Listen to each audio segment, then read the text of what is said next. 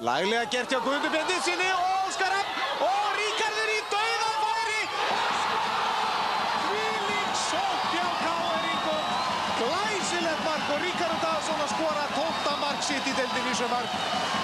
Frábær sókn KR-inga. Óskar Rafn Þorvaldsson fram á fulla ferð. Guðmundur Benediktsson og Óskar Rafn með fallegt rýtingaspil og það er nú gaman að sjá meira af þess undirbúningnum. En laglega gert hjá Ríkharði, leikur þarna á Gunnar Sigurðsson markvörð og skorar þetta mark þegar 36 mínútur eru liðnar. Frábær undirbúningur að þessu marki líka. Og það er markspyrna og hér flautar Ólafur Ragnarsson dómari til loka þessa leiks. KR-ingar hafa sigrað Eyjamenn með einu marki gegn engu í ágætum leik.